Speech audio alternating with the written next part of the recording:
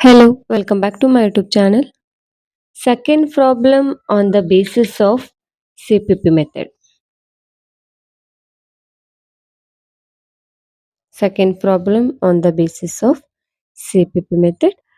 Question: compute the net monetary result of A Limited as on 31st March 2011 from the information given below. ಇಲ್ಲಿ ನಮ್ಗೆ net monetary result ಅನ್ನ find out ಮಾಡಕ್ಕೆ ಇದೆ. So net monetary result ಅಂತಂದ್ರೆ monetary assets minus monetary liability. ಹಂಗಂತಂದ್ರೆ monetary assets ಒಳಗ ಕೆಲವೊಂದಿಷ್ಟು ಅಸೆಟ್ಸ್ಗಳು ಬರುತ್ತೆ. ಅಂದ್ರೆ ಮಾನಿಟರಿ ಅಸೆಟ್ಸ್ ಯಾವ್ಯಾವುದು ಕ್ಯಾಶ್ ಆಗಿರ್ಬಹುದು, ಬಿಲ್ಸ್ ರಿಸಿವೇಬಲ್, ಡೆಟರ್ಸ್, ಆಮೇಲೆ ಹತ್ರದೊಳಗೆ ಏನಾದ್ರು ಇನ್ಕ್ರೀಸ್ ಅಂಡ್ ಡಿಕ್ರೀಸ್ ಆಗಿದ್ರೆ ಅದನ್ನ ತಗೋತೀವಿ. As well as monitor liability ಅಂತಂದ್ರೆ creditors, bills payable and loans ಇವನ್ನೆಲ್ಲ ತಗೋತೇವೆ. ಅದ್ರ ಜೊತೆಗೆ ಇನ್ಕ್ರೀಸ್ ಅಂಡ್ ಡಿಕ್ರೀಸ್ ವ್ಯಾಲ್ಯೂನ ತಗೋತೇವೆ. ಸೊ ಇಲ್ಲಿ ಮಾನಿಟರಿ ನೆಟ್ ಮಾನಿಟರಿ ರಿಸಲ್ಟ್ ಅಂದ್ರೆ monetary assets minus monetary liability. ಅದೇನೊಂದು ಲಾಸ್ಟ್ ಒಂದು ಫೈನಲ್ ಅಮೌಂಟ್ ಬರುತ್ತೆ, profit or loss, that is net monetary result. First question particulars. Cash ಕೊಟ್ಟಿದ್ದಾರೆ 25,000 and 30,000. Opening value 25, closing value 30,000. Next book debts 51,000, 60,000. ಇವೆರಡು ನಮ್ಗೆ ಏನಾಯ್ತದೆ monetary assets. Next creditors, loan, ಇವೆರಡು ನಮ್ಗೆ monetary liability. Next price index. Main ನಮ್ಗೆ CPP ಒಳಗ price index ನಾವು ನೋಡ್ತೀವಿ. ಓಪನಿಂಗ್ ಕೊಟ್ಟಿದ್ದಾರೆ 2010 250, 2011 350. It means closing price index. Next average price index ಅವರ ಕೊಟ್ಟಿದ್ದಾರೆ 300. ಇದಿಷ್ಟು question.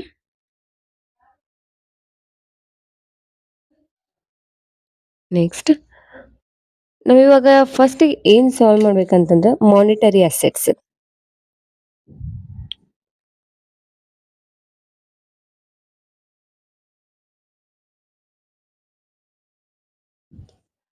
Monetary assets at the beginning.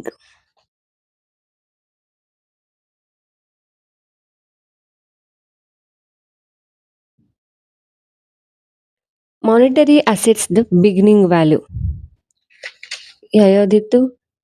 Cash ಅದ ಅಂಡ್ ಬುಕ್ ಡೆಟ್ಸ್ ಅದ. ನಮ್ಗೆ ಅವ್ರು ಕೇಳ್ತಾ ಇರೋದು ಇಲ್ಲಿ beginning value. Beginning value means opening value 25,000, 51,000.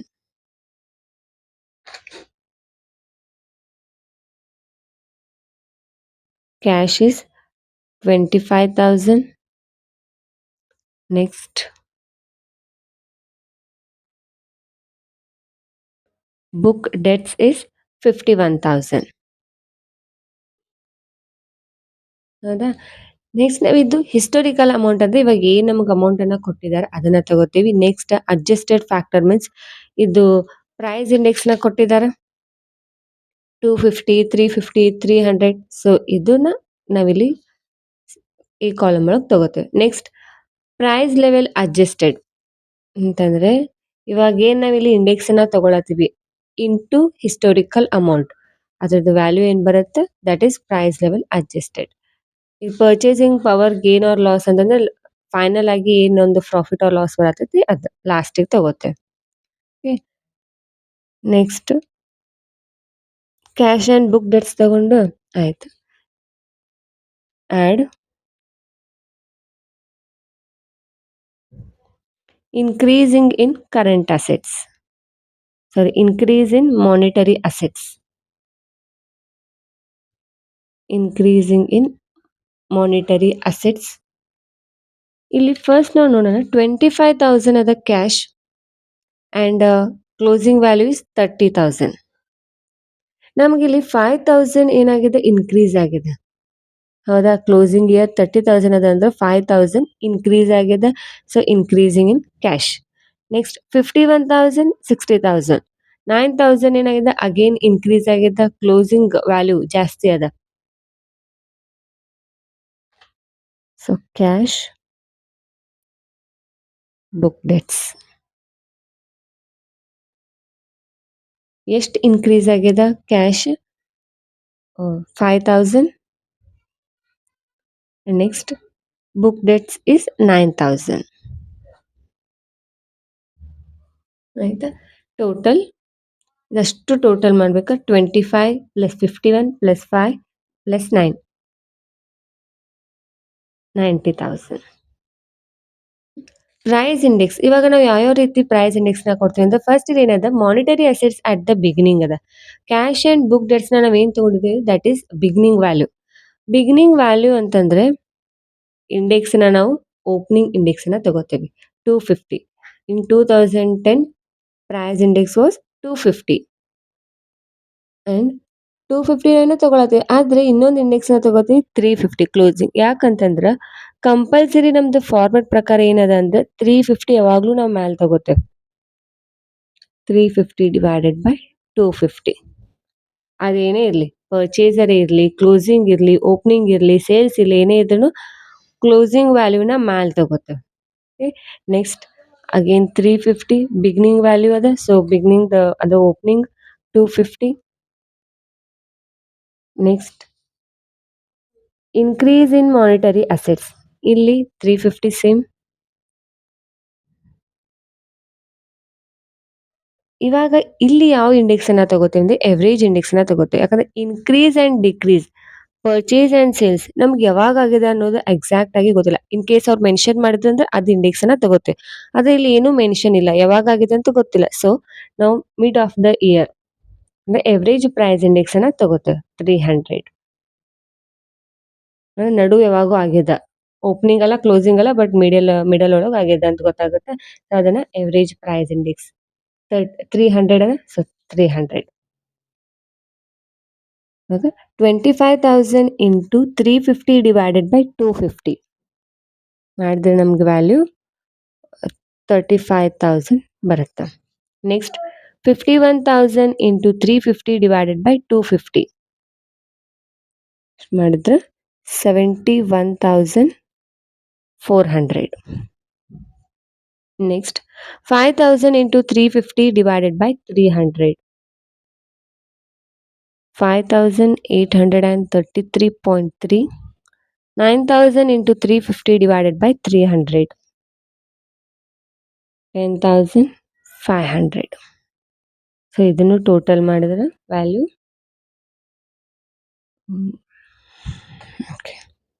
1,22,733.3 ಇಷ್ಟು ವ್ಯಾಲ್ಯೂ ಬರುತ್ತೆ. ಆಯ್ತಾ? ಇವಾಗ ಇದು ಟೋಟಲ್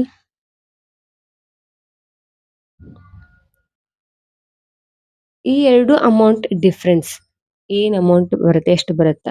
90,000 ಮೈನಸ್ 1,22,733.3 ಮಾಡಿದ್ರ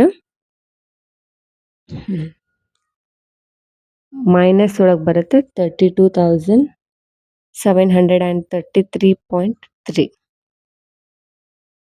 32,733.3 ಮೈನಸ್ ಯಾಕಂತಂದ್ರೆ ಇಲ್ಲಿ ನಮ್ದು ಹಿಸ್ಟೋರಿಕಲ್ ವ್ಯಾಲ್ಯೂ ಕಮ್ಮಿ ಅದ. ಇವಾಗ ಪ್ರೈಸ್ ಲೆವೆಲ್ ಅಡ್ಜಸ್ಟೆಡ್ ಆಗಿರುವಂತಹ ವ್ಯಾಲ್ಯೂ ಜಾಸ್ತಿ ಅದ. So that is loss. Purchasing power loss.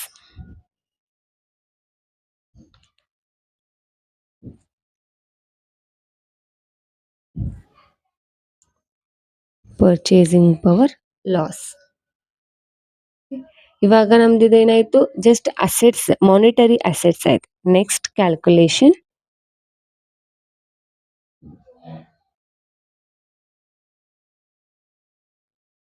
Monetary liability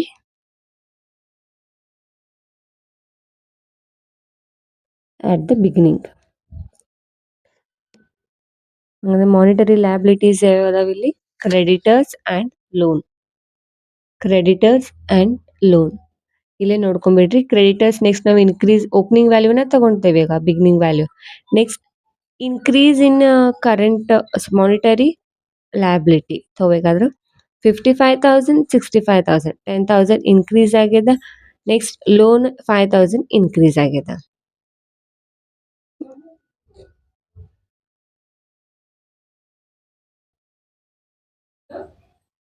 creditors 55,000 beginning value, and loan 40,000. Add increase in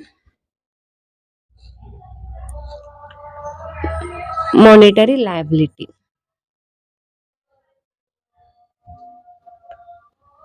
Creditors loan ಎಷ್ಟು ಇನ್ಕ್ರೀಸ್ ಆಗಿದೆ? 10,000.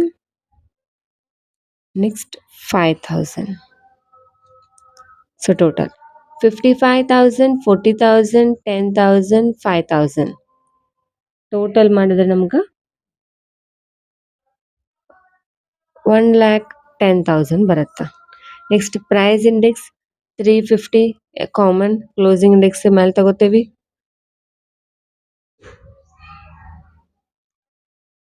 ಬಿಗಿನಿಂಗ್ ವ್ಯಾಲ್ಯೂ ಅದ, ಸೊ 250.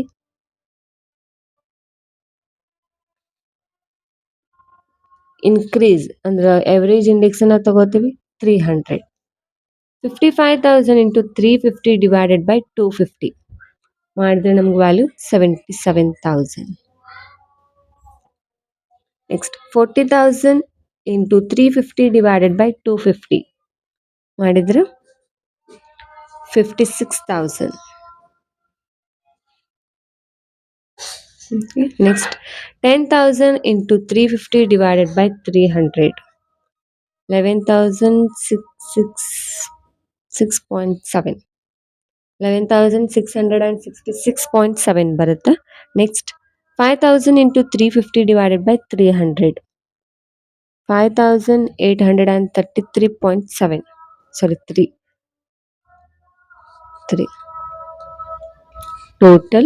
ಟೋಟಲ್ ಮಾಡ್ರಿ.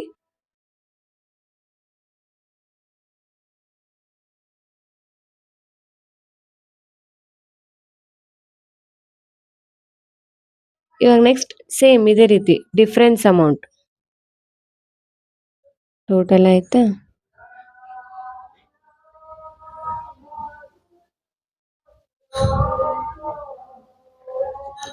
Purchasing power 1,10,000 minus 1,50,500.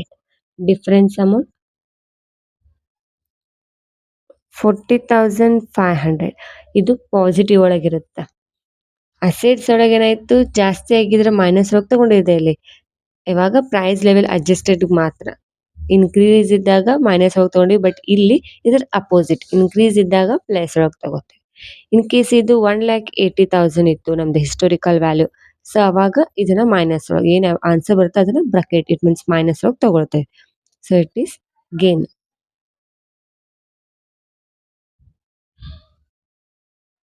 Next net purchasing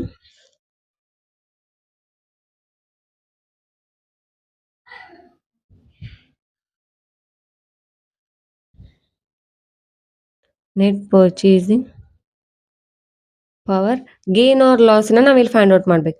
32,733.3 minus 40,500 minus ಆಗಿ ತಗೊಂಡ್ರೆ ಇದು bracket ಒಳಗದ. So total ಮಾಡಿದ್ರೆ ನಮ್ಗೆ value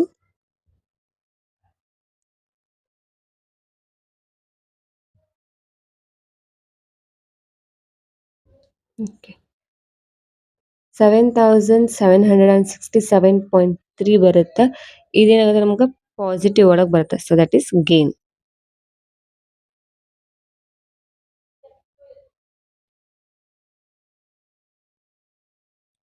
ಇದಷ್ಟು ಏನಾಗಿದೆ ಅಂದ್ರೆ statement showing net monetary result. ನಮ್ಗೆ ನೆಟ್ ಮಾನಿಟರಿ ರಿಸಲ್ಟ್ ಇಲ್ಲಿ ಸಿಕ್ಕಿದ.